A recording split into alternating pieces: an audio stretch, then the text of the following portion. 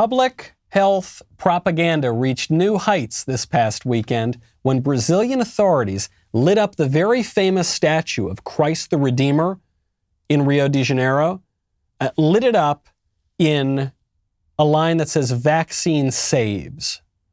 Very creepy, extremely sacrilegious, and also just not true.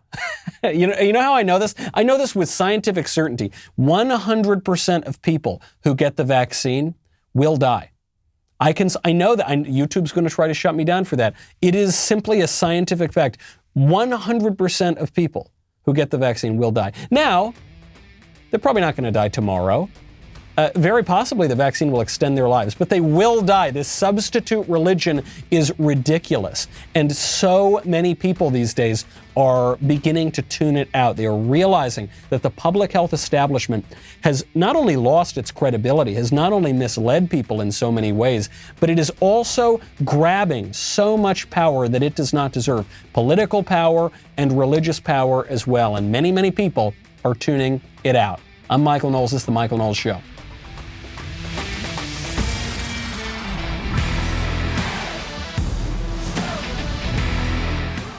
Welcome back to the show. My favorite comment yesterday from Benjamin Watson, who says, the CDC's changes in masking restrictions is the equivalent to an employer shouting, "You're fired," right before their employee quits. Far more about maintaining authority and control than anything else. I think this is pretty true. I think this is pretty fair.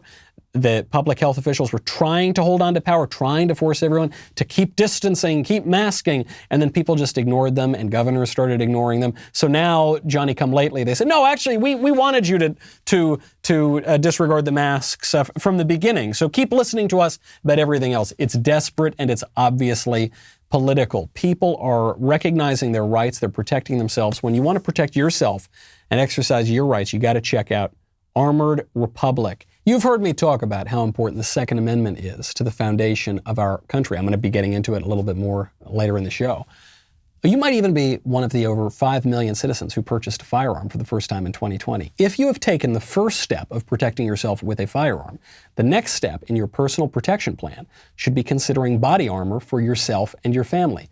Shopping for body armor may seem like something that you never thought you'd have to do. I mean, I never expected to be wearing body armor. You may not know where to begin. In fact, you may not even know that you could buy body armor. That is where AR-500 Armor comes in. I really love this company. These guys have their heads on straight and they make a tremendous product that can protect you if things spin out of control, as maybe some of you have noticed very well can happen. Maybe you've noticed that in recent years. Best of all, they put together some packages specifically for listeners of the Daily Wire. So there's something for everyone at AR500armor.com. Head on over to AR500armor.com/Knowles and see all their promotions and special pricing running right now. You can use code Knowles for 20% off anything else in the entire store. Right now, you can plan for how to protect yourself and your family for the future. So get yourself the body armor that we trust at AR500armor.com/Knowles. You get 20% off with the code Knowles. People are beginning to tune out. If they haven't already, they're certainly now beginning to tune out the public health propagandists who are taking a lot of power for themselves. Notably, Eric Clapton. You know Eric Clapton, very famous, one of the most famous rock musicians in the world. Eric Clapton is saying things that could get him kicked off of YouTube. Here's what he's saying. I'm just going to report what he's saying, because if I were to say it, I could run the risk of being kicked off of YouTube. That is how closely tied in the big tech industry is with the bureaucracy, with the government, with the Public Health Administration. So I'm just going to read what Eric Clapton said and his experience of the vaccine. He said, quote, "I took the first jab of AstraZeneca and right away had severe reactions which lasted 10 days. I recovered eventually and was told it could be 12 weeks before the second one. About 6 weeks later, I was offered and took the second AstraZeneca shot, but with a little more knowledge of the dangers. Needless to say, the reactions were disastrous. My hands and feet were either frozen, numb, or burning, and pretty much useless for 2 weeks. I feared I would never play again." This guy is one of the most famous guitarists ever, in popular music. And so that's a very big fear. He goes on, "I suffer with peripheral neuropathy and should never have gone near the needle, but the propaganda said the vaccine was safe for everyone." So here's the issue. Okay, I am not telling any tales out of school here, okay? I'm not saying anything that is a conspiracy theory or anything like that. Remember, they paused a vaccine because there were rare, but significant side effects. Only affected a very small number of people, but they were very, very as significant as they possibly can be. And you're not really allowed to talk about that. Even when the public health officials come out and say, yes, there have been these rare cases, but we're going to pause certain vaccines, but then we're going to start them again. We, the public, and especially communicators, are not allowed to mention this, or we're called conspiracy theorists and we're called anti-vaxxers or something and taken off of the internet. Now, I'm nothing of the sort, and I'm not even anti-vaccine, generally speaking, but I do think we should be able to report on these sorts of reactions. A lot of people have heard these things anecdotally from friends or relatives or friends of friends, or in this case, from Eric Clapton. But we're not allowed to do that because the scientific matter of the vaccines is not really considered a scientific matter. Just like the scientific matter of the coronavirus is not really considered a scientific matter. It's a political matter whereby public health officials will lie to our faces, right? They'll say, one day, don't wear the masks don't work. You shouldn't wear the mask, you stupid sheep. I'm paraphrasing our exalted Dr. Fauci. Then 5 seconds later, he says, you have to wear the masks. And then later on, he justifies it and says that he misled us in the first place because he thought that all of us peasants would go out and buy up the masks and he wanted to save them for the nurses. But now that he knows there's enough masks, he's going to tell us that we need to buy them. Okay, presuming to take a lot of political power, and in the case of Rio, presuming to take the place of Christianity, to supplant Christianity in Rio, for goodness sakes. And on a very famous statue of Christ the Redeemer, a statue that says Christ saves, to cover that up and say, no, vaccine saves, which is to say, the public health officials save. But there are downsides here, okay? As with any scientific procedure, there is a risk. Even now, the public health officials who paused one of the vaccines will acknowledge, yes, there are risks. And you've got to make a risk calculation, which is why I've said from the beginning, if I were older, if I were fatter, if I were in poorer health, I would probably be much more likely to rush out and get the vaccine than I am now as a relatively young, ostensibly healthy millennial. I'm not saying I have no risk. Don't you if anything ever happens to me, if I get COVID, and God forbid something terrible happens, don't you let the libs write headlines about me that I was a COVID denier and I got my comeuppance. I'm not denying anything. I'm just saying that people ought to take risks into account. There are downsides to everything that we do. There's no such thing as a free lunch. The UK is seeing this right now. The UK is now dealing with the downside of the COVID lockdowns, other than destroying the economy and people's political rights and shutting down churches and depriving people of so many of their traditions and liberties. Here's another downside. Even the public health officials in the UK are now worried that kids are going to get more common respiratory infections at higher rates with more severe reactions because they've been locked down for a full year. So in the United Kingdom right now, medical professionals are telling The Sun, the newspaper, that models are showing that beginning this fall, there could be between 20% and 50% more cases of children needing to be hospitalized from respiratory syncytial, I don't know, I'm mispronouncing that, virus, otherwise known as RSV, which usually causes mild cold-like symptoms and can be serious for infants and senior citizens. From one expert, quote, there is a concern that children this year have missed out on a normal RSV viral exposure. They would normally be exposed to this, but they won't have been because of lockdown. Another expert said, we may get a big surge of routine respiratory conditions this autumn and winter, as most people avoided contact last winter. It's not just kids. Each year, around 30,000 kids are hospitalized because of this virus. It could be significantly more this year. Now, I think that I'm going to be in a pretty good position. I think a lot of you are going to be in a pretty good position because from the beginning, I've just ignored the lockdown. I just have. I haven't, in rare cases, such as on an airplane, when they make me wear the mask, I'll basically wear the mask the whole time. But otherwise, I've ignored it, and I've seen my friends and I've seen my family and I've gone out and I've flown all over God's green earth, and I feel great. And so, thankfully, made it through just fine this whole year, and I've gotten to see family, I've gotten to live my life, and also now I've exposed myself to the environment because we do have an immune system. I know that the public health professionals want to pretend that they are the only thing keeping us from sudden death at any given moment. But there are other things, folks. We have our immune system, we have our common sense, we have our prudence, we have our actual Redeemer in his providence, okay? We've got all of these things, and there is more to life than not coming down with the cough, okay? And there are prudential risk assessments that people can make. We're not allowed to say that anymore. Actually, what we're told we have to believe is that if you don't get this vaccine immediately, regardless of your age, regardless of your risk level, that you are endangering not just the public, you're endangering yourself, and you will pay the price. If the unvaccinated get vaccinated, they will protect themselves and other unvaccinated people around them. If they do not, states with low vaccination rates may see those rates go up, may see this progress reversed. Ultimately, those who are not vaccinated will end up paying the price. The vaccinated will continue to be protected against severe illnesses, but others may not be if you're not vaccinated. But given that the vaccination is convenient and free, it'll be a tragedy and a needless one to see COVID cases among those who do not get vaccinated go up. So what Joe Biden has said right here, the unvaccinated will pay the price, that's simply not true. If he wanted to be accurate, he would say the unvaccinated may pay the price because there's risk and uncertainty in anything that we do. Eric Clapton is paying the price. And luckily, it's all okay now, right? The experts tell us that, well, we know there are widespread mild reactions to the vaccines. We all have a friend or relative who got the second shot and they were down for the count for a few days. But in some cases, there are more serious reactions. We are told by the experts that they're very, very rare. So I'm not saying don't get the vaccine, but I am saying there's always a risk in life. And so, yeah, there's a risk to not getting the vaccine too. And people may pay the price. That's the way this world works. However, I think there's a serious reason to doubt Joe Biden here, okay? Namely, he's been wrong about this thing from the beginning. When Texas decided it was going to lift its mask mandate, this would have been a couple months ago now, Joe Biden came out and he said that this was Neanderthal thinking.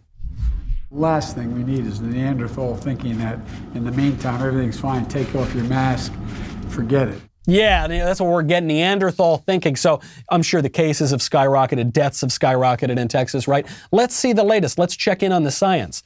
Oh, wow. How about that? Texas is reporting 0 deaths from the coronavirus for the first time now in nearly 14 months. This is months now after they lifted the mask mandate. So the issue here, someone wrote in to Ben's radio show, actually, when I was filling in, and they said, you got to talk to your friend Knowles. He's an anti-vaxxer and he's being selfish. I'm not an anti-vaxxer. I don't think that my reticence to rush out and get the vaccine, I don't think it's selfish at all. I don't think the science suggests that this will in any way harm anybody else. But the point I will make for the 1 in 5 Americans who are a little skeptical of these vaccines, and a good portion of them who say they won't get it under any circumstances, which is a much harsher stance than I have, is it's not my fault that the public health administrators squandered their credibility. That's not my fault. It's not my fault that they misled people and got caught. It's not my fault that their predictions were wrong. It's not my fault that Joe Biden's predictions were wrong. That ain't my fault. If they want credibility, they have to earn it. Speaking of earning people's trust, has anyone done that more so than City Journal? City Journal, a great outlet to go check out. If you're interested in learning more about what's going on in our nation's cities and in our culture, you absolutely need to be reading City Journal. Published by the Manhattan Institute, City Journal is the nation's premier urban policy magazine with fearless writers such as Heather McDonald, love her, Christopher Rufo, he's terrific. Chris Rufo's work right now is reporting on the woke craze and critical race theory that is going on in our schools around this country. Each issue is designed with beautifully inspired covers, making it excellent material for your coffee table, your living room, or anywhere else that you'd like to impress your friends and family. Now, for a limited time, our listeners can enter for a chance to get their hands on a print issue of City Journal, the magazine, for free. Just go to city-journal.org/giveaway. Enter your information, and you will be contacted if you are selected. So head on over right now. That is city-journal.org/giveaway. I love these guys. I've read City Journal for years. I think that for a long time they've put out tremendous stuff, and they're still putting out really, really great stuff. Some of the most important reporting and commentary out there. Head on over to City Journal today. So we're hearing from the federal government that you got to get this vaccine, get it as soon as you can. You'll pay the price if you don't. But yet from the federal agencies, we're not really seeing that being implemented. Because if truly we all need to get the vaccine, then that means that we've got to have a vaccine passport, or your employers have the right to ask for it, your businesses that you frequent have the right to ask for it, everybody does. The government has the right to ask for it, but that's not what we're seeing. The Department of Justice, according to reports, will not ask employees to confirm their vaccination status after allowing them to go maskless indoors, following updated guidelines from the CDC, according to a report now out from the Hill. So they were initially suggesting that they would force employees to confirm that they had been vaccinated. This would seem to violate some norms and traditions in this country. This would seem to open them up to litigation, and so they're not going to do it. We heard this news yesterday. Starbucks and Walmart are going to open up their stores to the unmasked. And the policy is if you're vaccinated, you don't need a mask. If you are unvaccinated, you do need a mask, but they're not going to check. So effectively what this means is everyone's going to take the mask off. And it just shows you the conflicting propaganda we've got. On the one hand, COVID is so super duper serious that we've got to wear masks even as we walk from the receptionist to the hostess stand to our dinner table at a restaurant. It's so super duper dangerous that we've got to wear that mask then, but we can take it off at the table. Well, why? Because you can't eat with a mask on. Well, so why is the restaurant open in the first place? Well, because COVID's not that dangerous. If it were really as dangerous as they were all saying it is, then they should just keep the restaurants closed.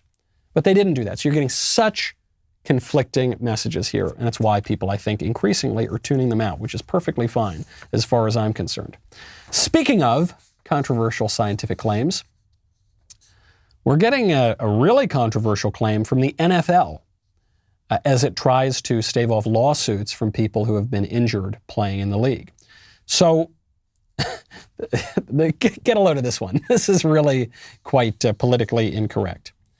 The NFL, which has gone very, very woke in recent years, which has in many ways led the country in disrespecting the American flag, in the protest of the Star-Spangled Banner because of white supremacy and how they stand for Black Lives Matter. So the NFL is reportedly trying to stave off a $1 billion brain injury settlement fund and claims made on that fund by arguing that blacks are stupider than whites. That is one of the arguments that is being made. So this accusation right now is being made by former Redskins. Oops, am I allowed to say that term? I know that what are they called now? They're called the Washington football team. This is the most vague, bland name ever. I'm going to stick with Redskins, I think. The former Redskins running back, Ken Jenkins, just delivered 50,000 petitions to the $1 billion fund's administrator, senior U.S. District Judge Anita Brody.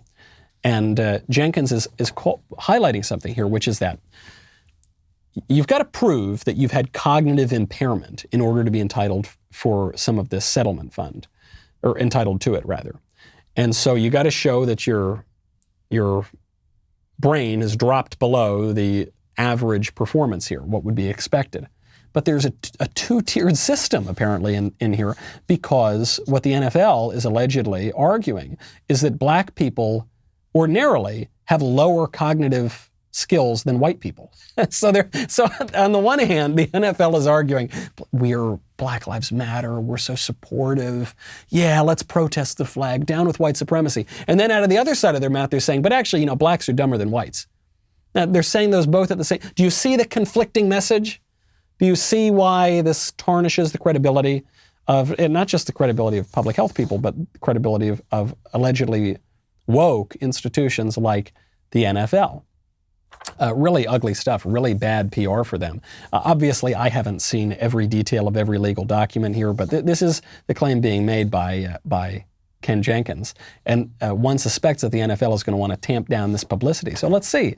Let's see if they can answer for it. Speaking of locker rooms, Tennessee, my wonderful state, my home state of Tennessee. It's my new home, but it's my home nonetheless.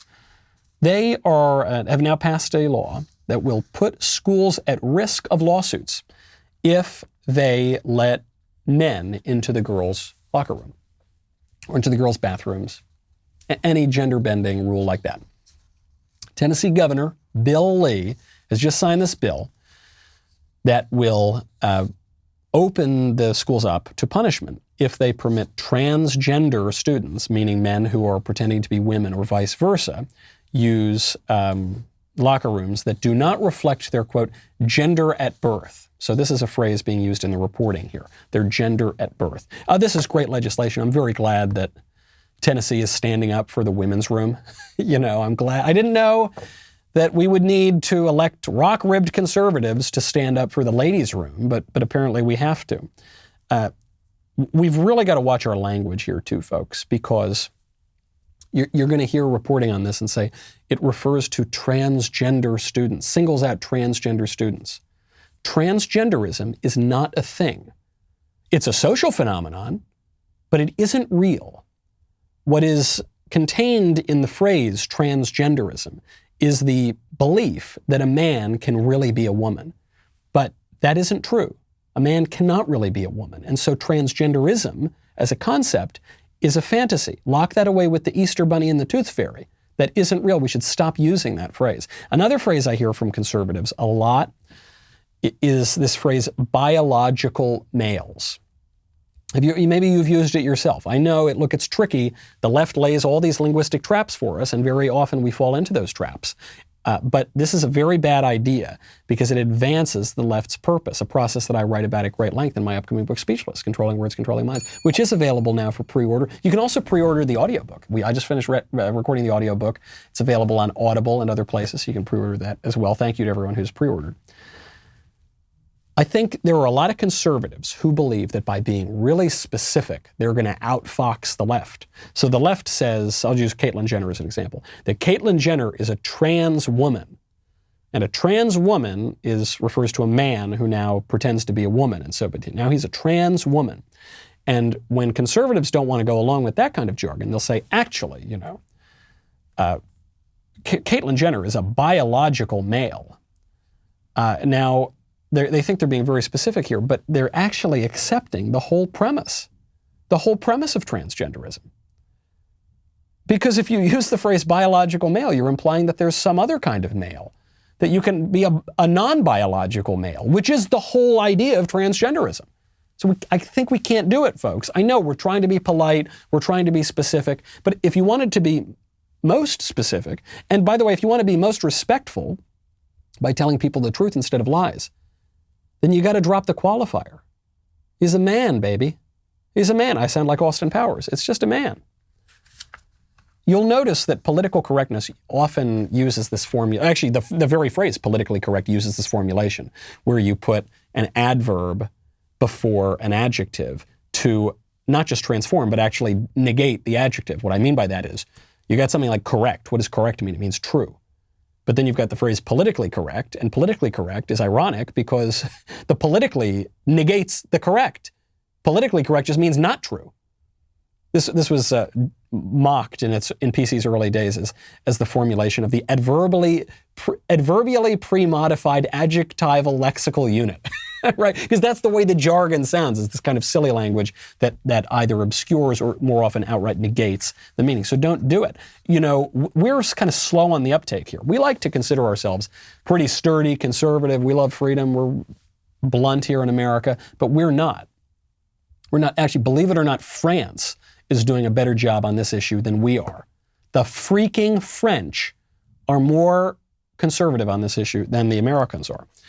France is right now banning the use of gender-neutral language in schools.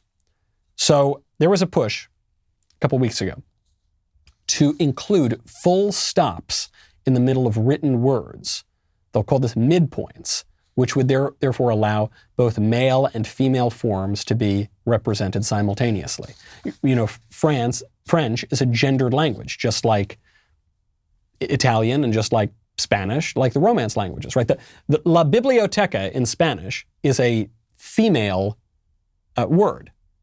Ends in an A, it accepts the article la.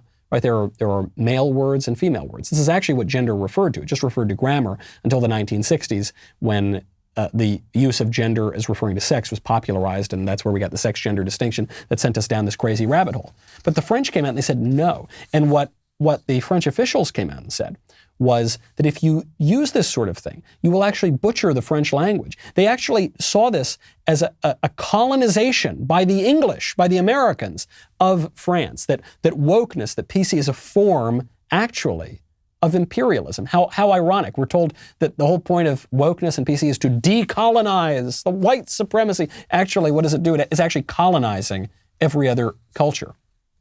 Now, where can you learn all of these sorts of arcane, really behind-the-scenes historical things? You can check out a great podcast from Wondery. Wondery's new podcast miniseries, The Vaping Fix, is a story of Silicon Valley idealism, blind ambition, and how the now infamous e-cigarette company Juul hooked a new generation on vaping. In 2015, the founders of Juul set out to create the iPod of e-cigarettes, a perfectly designed device that would disrupt the tobacco industry and help traditional smokers quit. But their fruit-flavored vaping options, high levels of nicotine, and youthful influencer endorsements led to consequences that would put millions at risk. As plumes of vape clouds surrounded schools across the nation, parents, politicians, and the government demanded answers. Was this Juul's plan all along?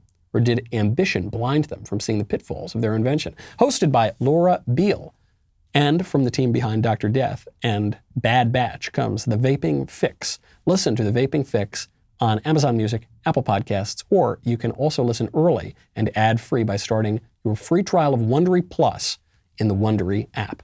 You know, not everyone has the privilege of getting to know the one and only Candace Owens, live and in person. Did Candace write this copy? This is very, very flattering.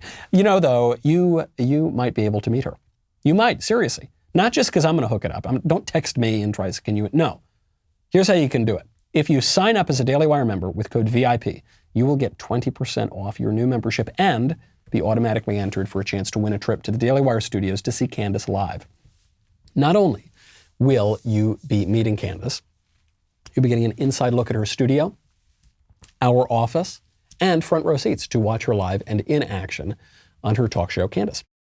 Go enter to win a Candace VIP pass right now at dailywire.com/subscribe. Use code VIP for 20% off and for an experience that only Joe Biden could forget. Go check it out. We'll be right back with a lot more.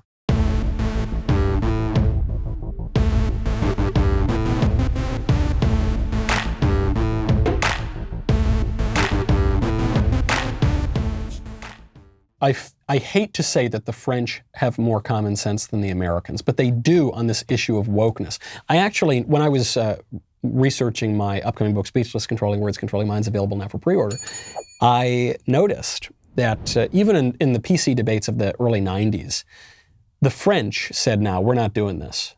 PC never infected France. For all their crazy, radical, leftist, liberal inclinations, the French never really went along with PC. They're a very politically incorrect people. And the point that the French government is making right now, that Nathalie Elimaz, the State Secretary for Priority Education, pointing out that woke language is a, quote, danger for our country and the death knell for the use of French in the world, points out that, quote, with the spread of inclusive writing, the English language, already quasi-hegemonic across the world, would certainly and perhaps forever defeat the French language. That the woke language is a creation of the Anglo-American culture. And when you go into other languages, notably those with gender, you're going to impose a sort of cultural tyranny on them. You see it with the word Latinx. You know, now it's very popular to call Mexicans and Guatemalans and first of all, you've got to lump them all together. There's no distinction anymore to be had between Guatemalans and Hondurans and Nicaraguans and Mexicans, and there's no distinction whatsoever. They're all just the same. It used to be Hispanic, then it was Latino, but then Latino, that's a male term, so now it's got to be Latinx. You say, wait a second. Words don't end that way in the Spanish language. So now we're imposing English linguistic structures on a foreign culture, all in the name of decolonization. Very crazy. We should learn something from the French. Never thought I would utter that phrase. Speaking of political correctness abroad, you got to swim across that little English channel out of France to England, where the royal family is facing a woke problem of its own. Prince Harry. You know, Prince Harry, all he wants is privacy. All he wants is to be out of the media spotlight, which is why he just goes on as many podcasts as he possibly can. Poor, aggrieved Harry.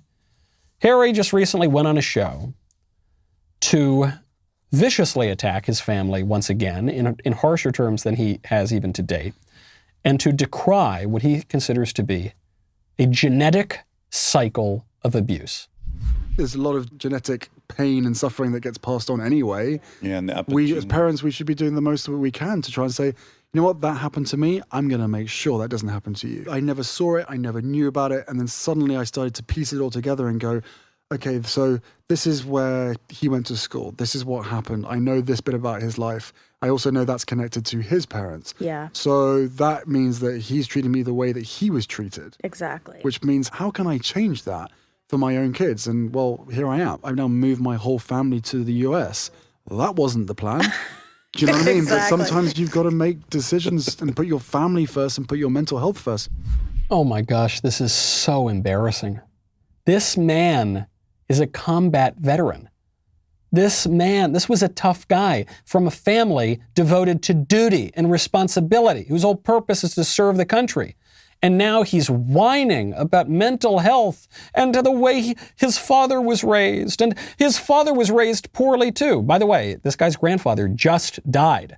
Prince Philip, after, 97 or 99 years of public service, he finally dies after giving his life to his adopted country.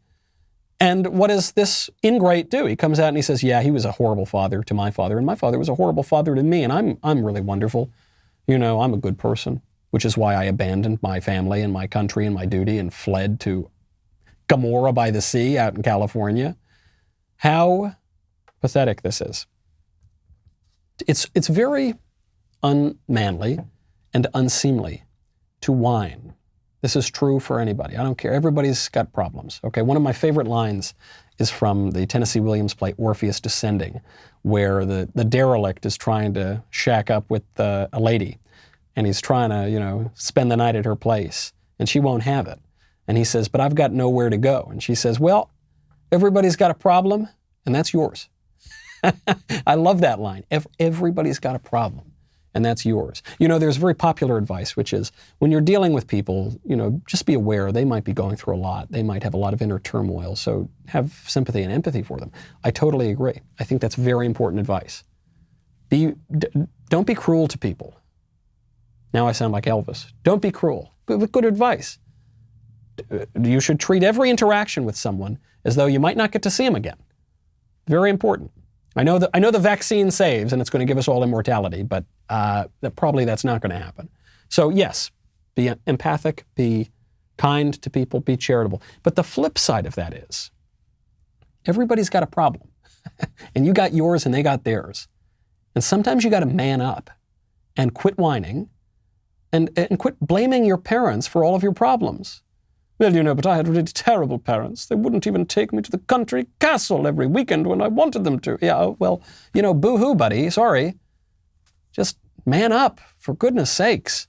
I think so many of our political problems come from this problem because the family, contrary to popular leftist propaganda, the family is, in a sense, private, right? It is protected against the predations of the state. But in a sense, it's public because the family is the bedrock political institution. It's where politics begins. It's where society begins. It's the fundamental unit of society. And as the family breaks down, as people have no respect for their families, for their parents, they will have no respect for their broader community.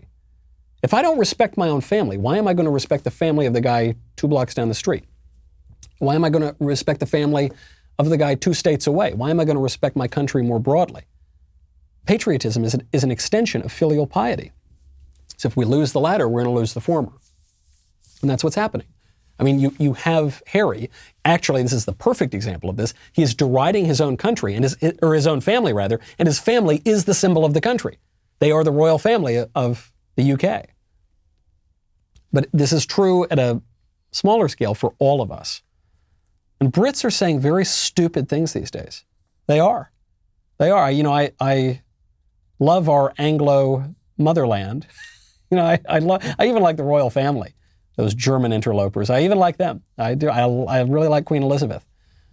But some Brits are saying really, really stupid things, such as John Oliver. It occurred to me the other day that John Oliver is consistently vulgar. His version of a joke is just to say some unfunny line and then yell the F word or something. In performative outrage, right? He does a lot of that.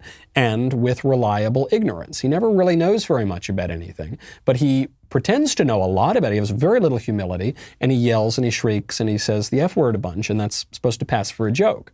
So in a way, the performative outrage, the reliable ignorance, the absolute haughtiness and vulgarity, John Oliver might be the voice of a generation. I think he really sums it all up. And now Oliver is weighing in on Israel-Palestine. A sort of hack TV comedian is finally going to clear up one of the longest-standing geopolitical, religious, and problems in the history of the world. All right, solve it for me, John. Both sides are firing rockets, but one side has one of the most advanced militaries in the world. Both sides are suffering heartbreaking casualties, but one side is suffering them exponentially. And it's not like the US is operating from the moral high ground here. It's obviously no stranger to drone striking weddings and saying, we were just trying to target enemy combatants. This country has blood on its hands too. And look, if you believe Israel's actions are warranted and proportionate this week, you're welcome to try and make that argument. But we have got to start having this conversation honestly, and falling back on convenient sanitized terms like real estate disputes and airstrikes on militants feels a little disingenuous when what you're describing is forcing people from the homes they've lived in for decades and killing civilians and children. And again, none of this frees Hamas from responsibility, but Hamas doesn't represent all Palestinians, just as what Israel is doing right now doesn't represent all Israelis or indeed Jewish people. Lots is complicated here, but some things are pretty simple. One side is suffering much more. So there is a lot of philosophical confusion here that John Oliver hasn't, just even the point of war and how one responds to aggressors and the distinction between terrorism and justified state violence. We'll get into that in a second. But he's also just made a claim that is absurd on its face. Namely, he says that Hamas doesn't represent the Palestinian people. But the thing is, it does. Hamas got elected by the Palestinian Arabs. So if you believe in any way in self-government, democracy, then Hamas very much represents the so-called Palestinians. Just like the government of Bibi Netanyahu represents the people of Israel. It does. And so if people in Palestine don't like the way Hamas is acting, they shouldn't have elected them. But they did elect them, and now they're facing the consequences. Also, the idea that Israel, if Hamas sends a rocket over and kills 5 Israeli civilians, targeting the civilians, the idea that Israel should respond by only targeting 5, no one would suggest that Israel should target 5 Arab civilians, but so I think there the argument falls apart already. But even the idea that Israel should only target 5 Hamas operatives is insane. That's not how war works. You don't just say, okay, you're just gonna kill one of me and I'll kill one of you, and then 5 and 5 and 5 and 5 until what? Until it goes on forever. No, the point of war is to defeat your enemy. That war is the extension of politics by other means, right? So unless you want there to be a stalemate forever, which will lead to far more suffering and death and misery, then someone's got to win. No one wants to win wars anymore, though. I mean, even the way America wages wars now, we're not permitted to win them anymore. We used to be permitted to win them. We obviously would win them militarily. We're the greatest military force ever in the history of the world. But the political forces here, mostly coming from the left, will not permit that sort of thing because it's considered icky or yucky or somehow wrong to defeat an enemy, particularly when the enemy is considered to be less powerful. But the reason that the less powerful enemy feels justified and confident in picking on the far more powerful enemy, in this case, Hamas picking on Israel, is because they know that Israel will not be permitted to defeat them. So you've got you're right, John Oliver is right in saying that this is a complex situation. But his argument, what is his argument here? That the answer is to give the Palestinian Arabs a nation state? Well, the Palestinian Arabs elected a group that explicitly is calling for the destruction of Israel. So Israel can't tolerate that. Anybody who thinks Israel has a right to exist, or even that it is preferable that Israel exist, can't tolerate that sort of thing. I don't even know what his argument is, other than all these muddled philosophical premises that representative government isn't legitimate. I guess he denied representative government. He denied that people have the right to win war when they have war waged upon them. And if he's supporting a so-called Palestinian nation, he's denying the right of Israel to exist. So, okay, then go out and make that argument. But he's not making that argument because he doesn't know what he's saying. He's just yelling profanity and performing his outrage. But the people who yell a lot and who use a lot of profanity usually do so because their arguments aren't particularly sound. Speaking of shills for Hamas, Andy Ngo, perhaps the last journalist in America, just posted a video of some pro-Palestine hoodlums who were going around breaking into a YouTuber's family's home because the YouTuber apparently defended Israel, and this really irritated the Palestine sympathizers. This was that dirty dog, Abu Late, who disrespect our brothers and sisters of Palestine. Yeah. There you go, smashing up the windows. Light goes on the upper floor. These lunatic hoodlums coming in, breaking more windows, filming it too, like a bunch of dopes. Now smacking the nice car. You hear people screaming in the house, and now they enter the house. Look at that. Look at that, these criminals entering the house. Videos like this, scenes like this really, really make me happy that I'm an American. Because in America, we have a Second Amendment. If they had a Second Amendment in the UK, you wouldn't see as many scenes like this. Because if a group of people entered my house like this, frankly, even if they just started throwing things, they would be blown to smithereens because people have the right to defend themselves. I guess that's a lot of what this conflict in the Middle East is boiling down to right now, too. Whether or not and how people have the right to defend themselves and against whom. But this is the side that people are aligning with. You know, there's so much propaganda coming out right now, especially from the left against Israel, but really just Israel to them as an avatar for the West generally. They consider Israel to be a sort of colony of the West in the Middle East, which they think really should belong to Arab Muslims or something to that effect. And the more videos like that come out, and the more the details of what's really going on in this conflict come out, I think the clearer it is. Any side that has those pro-Palestinian, pro-Hamas hoodlums breaking into innocent people's homes and has John Oliver on it, frankly, I don't know which one's worse. I'm just very likely not going to be on that side. We're talking a lot about bullies. Bullies in the government, bullies in the media, bullies on the global stage. So I have assiduously avoided learning anything about Chrissy Teigen. I'm very, very proud that I don't really know anything about Chrissy Teigen. And I've told people I don't want to know anything. I don't think that my life would improve by knowing who Chrissy Teigen is. You know, I know she's being canceled or something like that. And she's got now I know she's got a line at some department store. Then I learned she's married to John Legend. I still don't really know who John Legend is. Apparently he's either a musician or an actor or something. So now I know that. I wish I didn't know that. And they're both apparently, you know, huge left-wingers, and they're always calling on other people to stop being hateful and mean, and they're calling for empathy and all this stuff.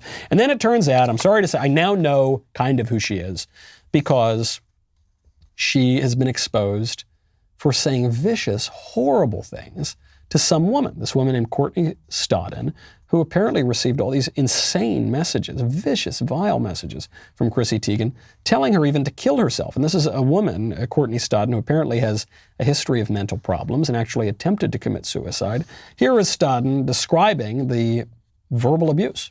I just couldn't believe how hypocritical it was. Hypocrisy Teigen. Hypocrisy Teigen. It was just so hypocritical of her. I think for me, like, because I experienced so much harassment and bullying from her when I was just 16 years old, it really affected me. And I think the bottom line is I never had a chance to forgive her. I think like I've never really, she's never given me a chance to forgive her. And I guess forgiveness, right, starts with ourselves, but it's so damaging when you have somebody like Chrissy Teigen bullying children. So I take it this gal was younger. She was a teenager or something when this began, and the messages were really, really vile. And so now this woman is being canceled, and that's perfectly fine. I mean, you know that my view on cancel culture is not exactly the same view that a lot of right-wingers are pushing. A lot of people are making the mistake on the right of saying that cancel culture is terrible because we need to be free speech absolutists and we need to oppose censorship in the abstract all the time and we need to never limit what people say. And I think that's total BS. I'm all for it, man. Let's cancel more people. I love it. You know, in the 1950s, we canceled communists. Awesome. We should have kept doing that. I wish we continued to do that. We canceled obscenity in this country for many, many decades, for centuries. We're still supposed to do it on the books, but we don't do it as much. We should do that sort of thing. That compromises our freedom. So I'm all for that, and I'm all for people facing consequences. But I just don't want people to have their lives ruined for saying ordinary, normal, mainstream things, or for minor transgressions that or even more significant transgressions that people repent. I'm all for canceling unrepentant people who are pushing bad things. I think that's perfectly fine. There is obviously hypocrisy here, but I just, when I saw the story, when I actually finally delved into who Chrissy Teigen is and what this issue is between these two women, it rang so true, because you see this so much from the left. The people who talk about stopping hate and love Trump's hate, we got to stop the bullying and the meanness and the hatred and the intolerance, they are always, without exception, the most hateful, the most bigoted, the least tolerant people that you ever see. And it's because of, I think, these two religions. I think it gets back right down to what we were talking about at the top of the show. There's the religion of Christ the Redeemer with the arms outstretched, and there's the religion of Fauci the Redeemer with the vaccine saves written on it. And one is true religion, Christianity, and the other is the secular liberal religion of scientism. And one is based on humility, one is based on pride, right? One is based on the complexity and fallenness and brokenness of the world, and one is based on this utopian scheme that through scientific rationalism, we're going to create the perfect world and fix human nature and cure death even, right? One is based on a recognition of our mortality, one is based on the pursuit of immortality here on earth. Those are different religions. One time I got a call from a guy that I went to college with, who I didn't really keep up with him. We weren't particularly close. Especially in later years, I rarely saw him. And he was a big leftist. And he got in trouble. He committed a really bad crime, really as bad as it gets. And he reached out to me. I thought, why are you reaching out to me? I barely even know this guy that well. And he said, I always thought because of your politics, and at school, I was an atheist when I was in college, but politically I was still right-wing. And he said, I always thought you were a big jerk because of your politics, but I was reaching out to see if you have any advice and just to tell you my problem. And I thought, that's strange. But then it kind of clicked into me. In the really shallow sense, conservatives, Christians, we're the most judgmental people. We are. We will look Caitlyn Jenner right in the eyes and say, you are not a woman, and I won't call you she. You can't get me to lie. I'm not going to do it. Not going to go along, right? In the very shallow sense, we're extremely judgmental. We're making judgments about the world. We're not tolerant of many things. But in the broader sense, when the tough times come, we're by far the most tolerant people. The conservatives and the Christians are much, much more tolerant and open-minded than the leftists. The leftists are far crueler, far more narrow-minded here, because their vision of humanity is just wrong. They have a false anthropology. They don't seem to have a whole lot of sense of mercy for people, and what matters to them is what they say much more than what they do. This is also a premise of political correctness. The grace goes away because their worldview is a world without grace. right? I mean, this is why they're so angry. This is why they're entitled. This is why they're resentful. And I don't just mean this as personal flaws that everybody has to some degree. I mean, that is the ideology, right? This is what, BLM and knocking down the statues and bad-mouthing your own family on podcasts like Prince Harry's doing. That's the ideology. Whereas for the conservatives, the philosophy is based primarily in our own brokenness and our humility and our own need for grace. And the grace that we've received unmerited, one would hope would give to someone else. Very clearly summed up in the Lord's Prayer. Forgive us our sins as we forgive those who trespass against us. That's what we're asking for here. Those are two different visions of the world. And as we exalt the one, as we put Dr. Fauci on Christ the Redeemer's head in Rio de Janeiro, we are necessarily going to lose the other. And that sort of propaganda is the sort of thing that would be very, very difficult to come back from. That is a much uglier, much stupider, much less pleasant society. I'm Michael Knowles. This is The Michael Knowles Show. See you tomorrow.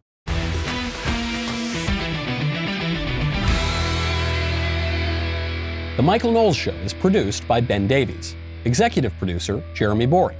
Our technical director is Austin Stevens. Supervising producers, Mathis Glover and Robert Sterling. Production manager, Pavel Vidovsky.